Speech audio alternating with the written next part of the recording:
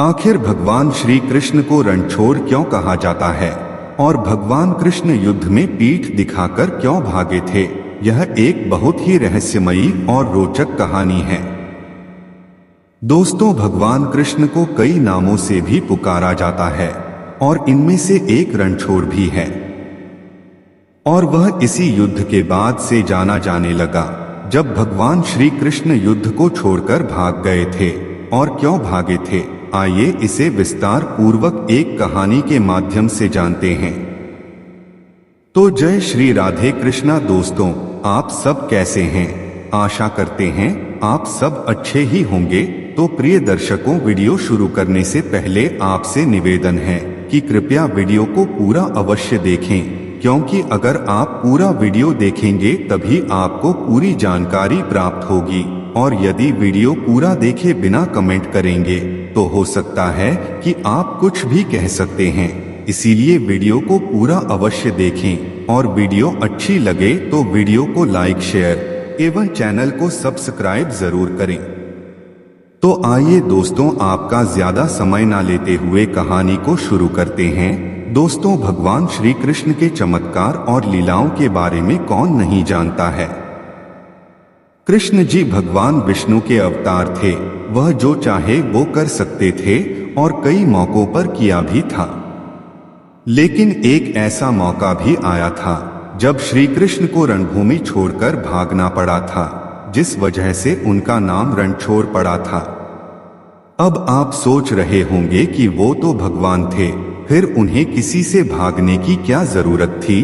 दरअसल इसके पीछे एक बेहद ही रहस्यमय एवं रोचक कहानी है, जिसके बारे में शायद ही आप जानते होंगे। दोस्तों, यह कहानी कुछ इस तरह है कि एक बार मगधराज जरासंध ने भगवान श्री कृष्ण को युद्ध के लिए ललकारा था। लेकिन वह सिर्फ अकेले नहीं, बल्कि उसने श्री कृष्ण के खिलाफ युद्ध के लिए यवन देश के राजा काल्यवन को भी अपने साथ मिला लिया था।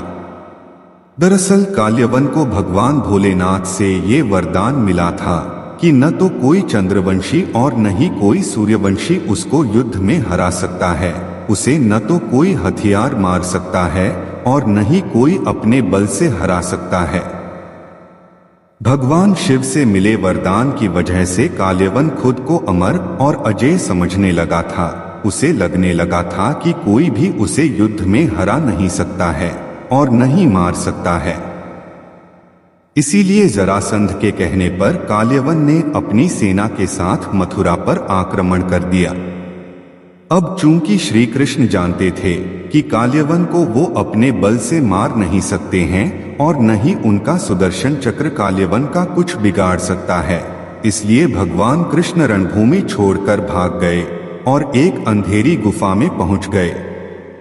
श्री कृष्ण जिस गुफा में जाकर छुपे हुए थे, उसमें पहले से ही इक्ष्वाकु नरेश मांधाता के पुत्र और दक्षिण कोसल के राजा मुचकुंद गहरी नींद में सोए हुए थे।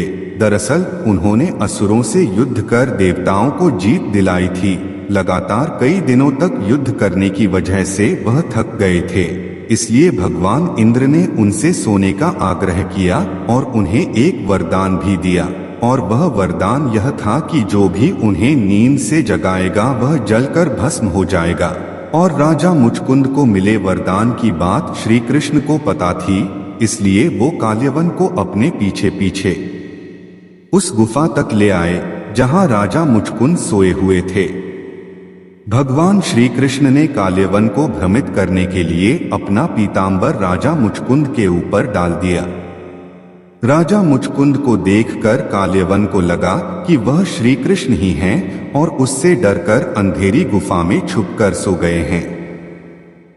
इसलिए उसने श्री कृष्ण समझकर राजा मुचकुंद को ही नींद से उठा दिया। और जैसे ही राजा मुचकुंद नींद से जागे और काल्यवन की तरफ देखा, उसी समय काल्यवन वहीं पर जलकर भस्म हो गया।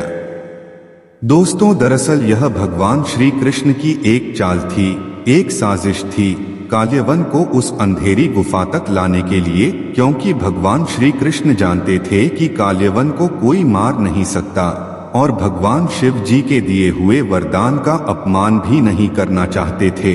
इसीलिए भगवान श्री कृष्ण युद्ध भूमि छोड़कर वहां से भाग गए थे। दोस्तों, महाभारत के युद्ध में भी भगवान श्री कृष्ण ने अर्जुन को गीता का उपदेश देते हुए कहा था कि हे पार्थ, जो भी इस सृष्टि में घटित होता है वह सब कुछ मेरी मर्जी से ही होता है। तो दोस्तों, जाहिर सी बात है कि काल्यवन का अंत भी उन्हीं की इच्छा से हुआ था। लेकिन जो कुछ भी हो दोस्तों, भगवान श्री कृष्ण का रणछोड़ नाम इसी युद्ध के बाद पड़ा था और यह वास्तविकता भी है। यह कोई झूठी कहानी या कोई झूठी बात नहीं है। दोस्तों, आशा करते हैं वीडियो आप लोगों को पसंद आई होगी, तो कृपया वीडियो को लाइक शेयर जरूर करें और चैनल पर अगर आप पहली बार दर्शक बनकर आए हैं तो चैनल को सब्सक्राइब जरूर करें। जय श्री राधे दोस्तों, जय श्री कृष्णा।